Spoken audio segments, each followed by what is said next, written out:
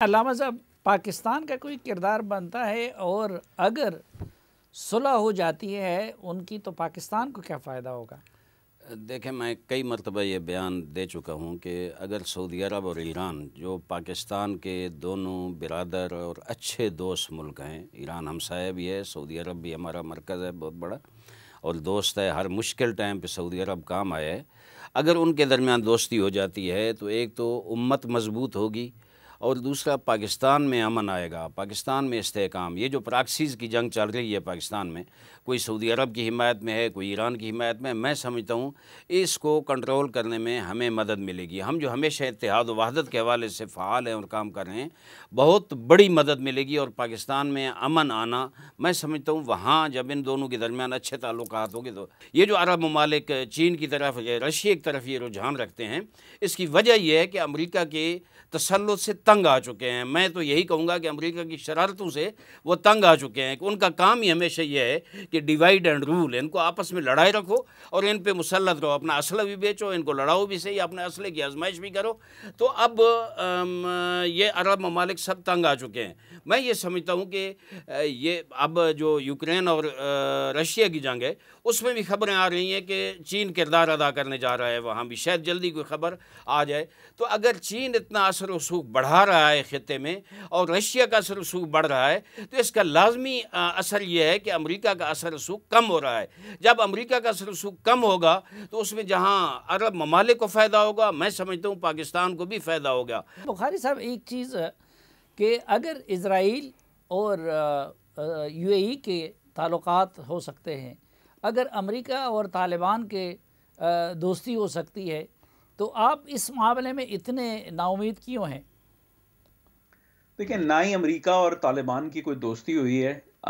امریکہ جو ہے وہ افغانستان کے اندر جو سلوشن چاہتا تھا اس میں ناکام ہوا، طالبان غالب آ گئے، سمپل سی بات ہے۔ جہاں تک یو اے ای اور متحد اپنا اسرائیل کے جو ہے تعلقات کی بات ہے تو دیکھیں، وہ کوئی انہونی نہیں ہے، وہ ان کی آپس میں کوئی لڑائی نہیں تھی، ان کے کسی قسم کے بھی کوئی جھگڑے نہیں تھی، اس لیے اس وجہ سے ان کے لیے بڑا آسان تھا۔ یہاں تک کہ اردن نے 1994 میں تعلقات قائم کر لیے تھے، 1978 میں مصر نے تعلقات قائم کیے تھے، ترکی کے تعلقات اسرائیل میں 1948 سے چلے آ رہے ہیں۔ تو یہ جو اپنا یہ جو ملک جو آپ بات کر رہے ہیں نا کہ سعودی عرب کی اور ایران کی دوستی کیوں نہیں ہو سکتی، دیکھیں ممکنات، پاسبلٹیز میں تو سب کچھ پاسبل ہے، لیکن ترجیح کی جو ہے نا کاروبار میں ہم پروبیبلٹیز کے ساتھ ڈیل کرتے ہیں، ہم انٹرسٹ کو دیکھتے ہیں، مفادات کو دیکھتے ہیں کہ ایک جو ہے طاقت کی کیا کنسٹرینٹس ہیں، کیا امپیریٹیوز ہیں۔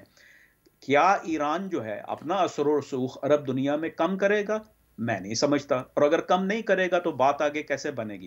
نہیں، اس سے پہلے ایک سوال یہ ہے کہ کیا آپ نہیں دیکھتے کہ امریکہ کا اثر و رسوخ کم ہو گیا ہے اور چین اس کی جگہ لے رہا ہے عرب دنیا میں؟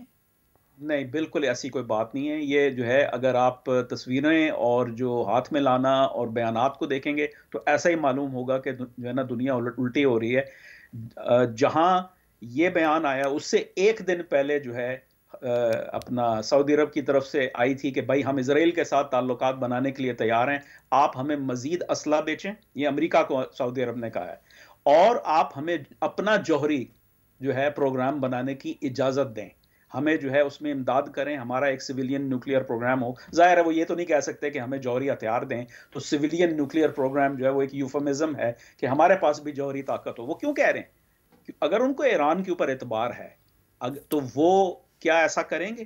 یہ ساری باتیں ہیں۔ دیکھیں کیا ہونا چاہیے، کیا جو ہے خطے کے ملکوں کو آپس میں جو ہے اپنے اختلافات ختم کرنے چاہیے؟ بالکل کرنے چاہیے۔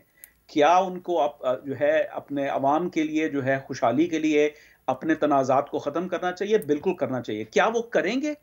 میں نہیں سمجھتا، یہ کیونکہ تو یہ علامہ صاحب، بخاری صاحب کی بات سے کہ سعودی عرب تو ابھی بھی امریکہ کی طرف دیکھ رہے ہیں، اور اگر امریکہ کی طرف دیکھ رہے ہیں تو پھر ایران سے کیسے صلح کرے گا؟ میں سمجھتا ہوں کہ پچھلے حالات نے بتا دیا، جو بائیڈن کے دورے نے بھی بتا دیا اور چین کے پریزیڈنٹ کے دورے نے بھی بتا دیا۔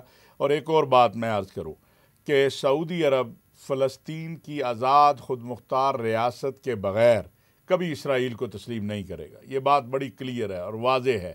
یہ پراپوگنڈے ہوتے رہتے ہیں، خبریں آتی رہتی ہیں، سارا کچھ ہوتا رہتا ہے، لیکن ایک بات بڑی کلیئر ہے، اور سعودی عرب نے اس میں بھی جو چین کے پریزیڈنٹ کا دورہ ہوا، یا آپ دیکھیں جب جو بائیڈن ساری عرب دنیا بیٹھی تھی، اس میں بحرین کی قیادت بھی تھی، اس میں وہاں پر بھی اچھا سر، اپنے ملک کی بات کرے جو علامہ صاحب نے بات کی تھی، اس سے تو میں یہ سمجھا کہ پاکستان کے اندر یہ مسلک کی لڑائی نہیں تھی بلکہ یہ پراکسی وار تھا، تو آپ بھی سمجھتے ہیں کہ ایران اور سعودی عرب کی تعلقات بہتر ہونے سے پاکستان کے اندر یہ فرقہ واریت کی افریت ختم ہو جائے گی؟ دیکھیں ہمارے ہاں تو پیغام پاکستان جب ہم سب نے بیٹھ کے اس کو کر لیا، اور اس سے پہلے ملی یکجہتی کونسل میں ہم سب نے بیٹھ کے اس پہ دستخط کر لیے، تو یہ جو شیعہ سنی ایک تصادم کی کیفیت تھی وہ ختم ہو گئی۔ چھوٹی تنظیمیں رہیں، وقتاً فوقتاً واقعات ہوتے رہے، میں نہیں سمجھتا کہ ان واقعات کے پیچھے سعودی عرب ہے یا ایران ہے، نہ کبھی میں خود پنجاب میں 7.5 سال وزارت داخلہ ہوم ڈپارٹمنٹ دیکھتا رہا، کوئی شواہد ہمارے سامنے آئے جس کی بنیاد پر کہیں، لیکن یہ ضرور ہوگا کہ یہ جو آپس میں قربت پیدا ہوئی ہے سعودی عرب اور ایران کی، اور اگر ہوتی ہے تو یہاں پر ٹھنڈی ہوا ضرور آئے گی، اور وہ جو ایک جو ہے سختی ہے یا ایک ٹینشن کی فضا ہے وہ ضرور علامہ صاحب آپ بھی سمجھتے ہیں کہ ٹھنڈی ہوائیں آئیں گی؟ جی بالکل بالکل آئیں گی، اور میرے خیال میں اگر سعودی عرب اور ایران کے درمیان تعلقات بہتر ہوتے ہیں، پورے خطے کے ممالک میں ایک استحکام آئے گا، معاشی حوالے سے، سیاسی حوالے سے۔